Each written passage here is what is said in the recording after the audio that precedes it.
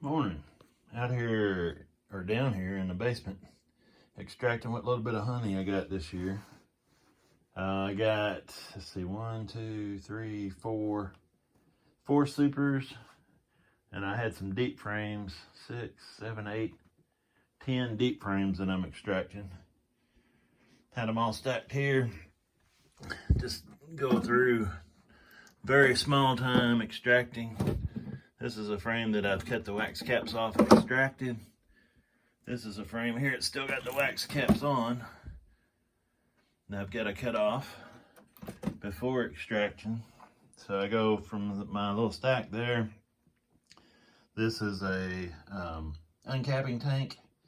These two pieces sit down inside each other when you turn them the other way. I'll set it up, set the frame on that little point there so I can turn it. That's my hot knife. I used to cut the caps off into this tank. It's got a screen there you can see in the bottom, and then the honey drains. I don't know if you can see it down there. And of course it's got a valve on it. Once they've drained, it'll take them, I'll probably let them drain a few days. Let all that honey drain off of them.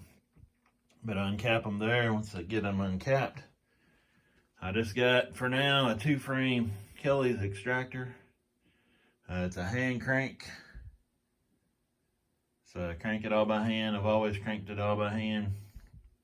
Even with a lot of hives and a lot of frames, it's no more than a week in here extracting honey. But this year's very small time. Just had one hive make it through the winter. So I said I got 2 supers off of it for 60 pounds, but I actually got 3 supers off of it. So I got 90 pounds off of that hive, and then I made 2 nukes, and one of those nukes turned into a full-size hive, and I got 30 pounds, 1 super off of it.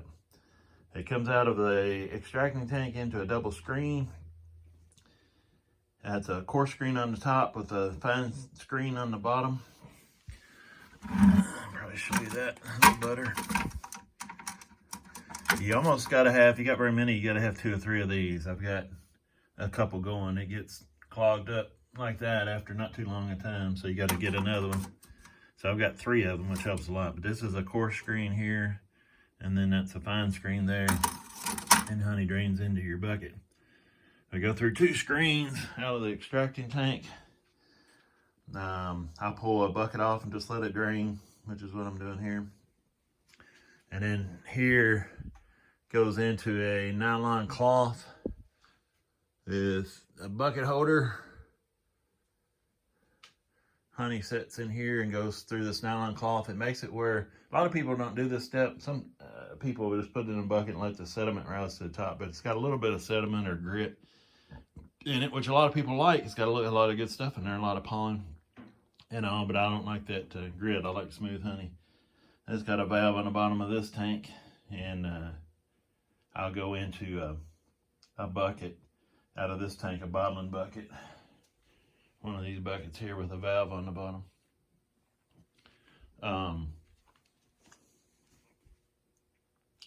But when it comes out of this tank, it'll be good and smooth and ready. I've only got a few frames to extract this year, so I'm trying to separate.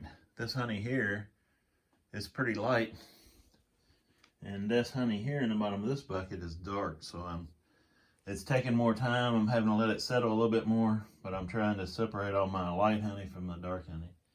Light honey, I would say by that color, is probably locust, and this darker honey is usually tulip poplar, but it's still a mixture. Nobody can say for sure. Everybody says, this is tulip poplar, this is black locust or sourwood or whatever.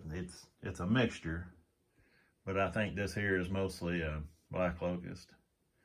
They use a little, don't tell her, but it's Karen's little squeegee or bowl cleaner to clean out the buckets. Had to warm my room up a little bit. I started extracting, had the AC on. Of course, it's pretty cool down here in the basement. I started extracting 2 days ago, Saturday, I guess.